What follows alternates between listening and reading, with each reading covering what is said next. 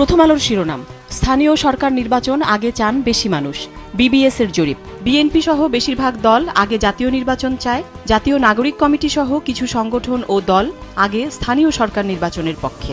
খবরটিতে বলা হয়েছে, অতি সাম্প্রতিক এক জরিপ বলছে দেশের 65% মানুষ আগামী জাতীয় সংসদ নির্বাচনের আগে স্থানীয় সরকারের নির্বাচন চান। তবে বিএনপি সহ বিভিন্ন রাজনৈতিক দল আগে জাতীয় নির্বাচন চায়।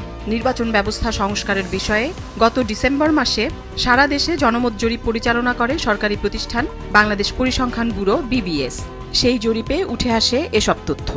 পত্রিকাটির আরেকটি গুরুত্বপূর্ণ খবরের শিরোনাম, বাংলাদেশের অর্থনীতির গতি কমবে, মূল্যস্ফীতিও ভোগাবে।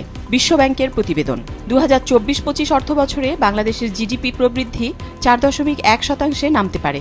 ভারত, পাকিস্তান ও শ্রীলঙ্কার মূল্যস্ফীতি কমেছে, বাংলাদেশে কমেনি। বিশ্বব্যাংকের ওয়ার্ল্ড ইকোনমিক প্রসপেক্টস বৈশ্বিক অর্থনৈতিক সম্ভাবনা শীর্ষক প্রতিবেদনের জানুয়ারি 2025 সংস্করণে চলতি 2024-25 অর্থবছর নিয়ে এসব পূর্বাভাস তুলে ধরা হয়েছে। আরেকটি খবরের শিরোনাম, 8,000 কোটি টাকা খরচ, তবু মুক্তি পায়নি চট্টগ্রামবাসী। জলাবদ্ধতার 4 প্রকল্প। প্রকল্পগুলোর শেষ মুহূর্তে এসে 26 সমস্যা চিহ্নিত, সমাধানে বিশেষ উদ্যোগ অন্তর্বর্তী সরকারের।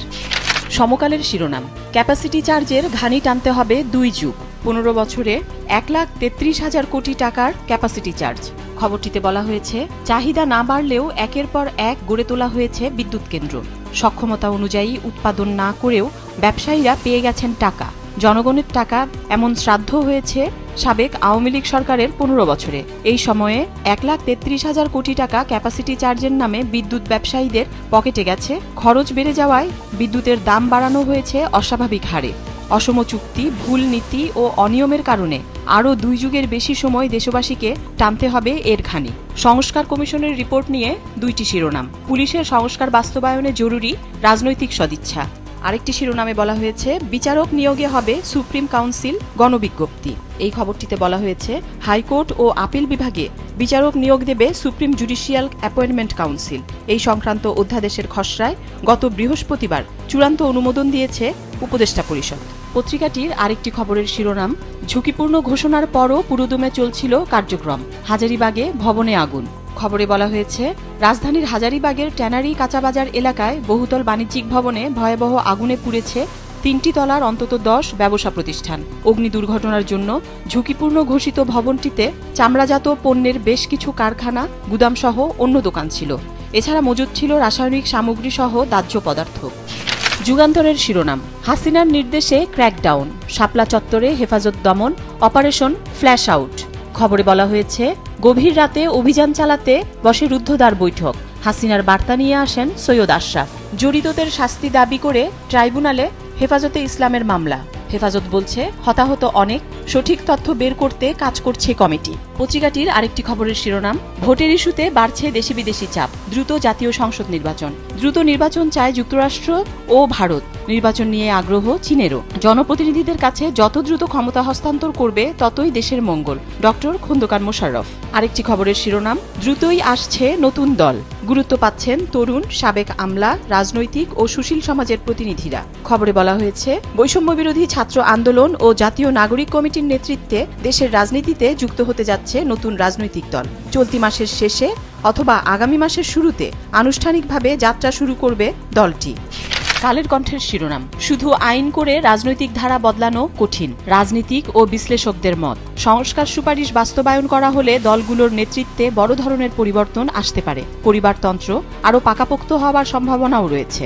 খবরটিতে বলা হয়েছে, এক ব্যক্তি 2 মেয়াদের বেশি প্রধানমন্ত্রী থাকতে পারবেন না, কিংবা সংসদ সদস্য প্রধানমন্ত্রী হলে দলের প্রধান ও সংসদ নেতা হতে পারবেন না। সংস্কার কমিশনের এসব সুপারিশ বাস্তবায়ন করা হলে দলগুলোর নেতৃত্বে বড় পরিবর্তন আসতে পারে। রাজনৈতিক দলগুলোর মধ্যে গুণগত পরিবর্তন আনতে না পারলে রাজনৈতিক ধারার পরিবর্তন তো হবেই না, বরং পরিবারতন্ত্র আরও পাকাপোক্ত হওয়ার আশঙ্কাও রয়েছে। পত্রিকাটির আরেকটি খবরের শিরোনাম, চাল উৎপাদনের হিসাবে গরমিল, গত বছরের তুলনায় চালের মজুদ কম প্রায় 6 লাখ টন। চলতি অর্থবছরে বেসরকারিভাবে চাল আমদানির অনুমতি 14,66,000 টন। মার্কিন কৃষি বিভাগ বলছে, দেশে ধানের আবাদ কমবে 3.5 লাখ হেক্টর জমিতে। স্বাস্থ্য বিষয়ক একটি গুরুত্বপূর্ণ খবর ছেপেছে দৈনিক কালবেলা। খবরটির শিরোনাম, ডেঙ্গুর সমাধান টিকাতেই। খবরটিতে স্বাস্থ্য অধিদপ্তরের মহাপরিচালকের উদ্ধৃতি দিয়ে বলা হয়েছে, শুধু মশা নিয়ন্ত্রণের চেষ্টা করে আমাদের দেশে ডেঙ্গু নিয়ন্ত্রণে আনা সম্ভব হবে না। এক্ষেত্রে টিকাদান হবে উত্তম ও কার্যকর পন্থা। খবরটিতে আরও বলা হয়েছে, এখন পর্যন্ত ডেঙ্গুর 2টি টিকা ডেংভাক্সিয়া এবং কিউডেঙ্গা বিশ্ব স্বাস্থ্য সংস্থার অনুমোদন পেলেও বাংলাদেশে তা আসেনি। বাংলাদেশের স্বাস্থ্য কর্তৃপক্ষ টিকা দুটি প্রবর্তনের আগে কার্যকারিতা এবং নিরাপত্তা পর্যবেক্ষণ করে নিতে পারে, তবে সেদিকেও তাদের আগ্রহ লক্ষণীয় নয়। দেশ রূপান্তরের প্রধান শিরোনাম, বড় পরিসরে সংলাপ চায় দলগুলো। জুলাই ঘোষণাপত্র, বিভিন্ন শ্রেণী পেশার মানুষের মতামতের প্রতিফলন থাকা উচিত। ঘোষণাপত্রে কোন কোন ইস্যু থাকবে সেসব বিষয়বস্তু দলগুলোকে দেওয়া উচিত বলেছেন খন্দকার মোশাররফ।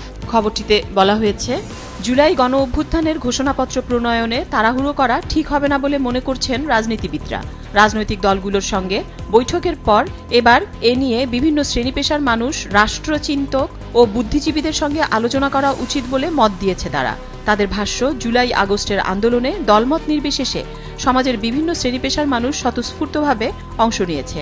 তাই এই ঘোষণাপত্রে সবার মতামতের প্রতিফলন থাকা উচিত, না হলে তা গ্রহণযোগ্যতা হারাতে পারে। আজকের পত্রিকার একটি গুরুত্বপূর্ণ খবরের শিরোনাম, 2-1 দিনের মধ্যেই খালেদা জিয়ার চিকিৎসায় সিদ্ধান্ত।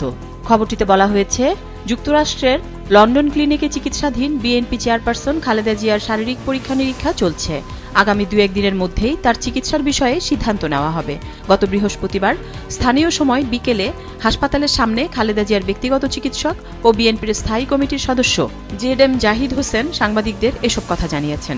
তিনি আরও বলেন, বয়স এবং সবকিছু বিবেচনা করে চিকিৎসা দিতে চিকিৎসকেরা সর্বোচ্চ চেষ্টা করছেন। বাংলাদেশ প্রতিদিনের শিরোনাম, হাত বাড়ালেই মাদক, আইনশৃঙ্খলা বাহিনীর দুর্বলতায় বেপরোয়া কারবারিরা।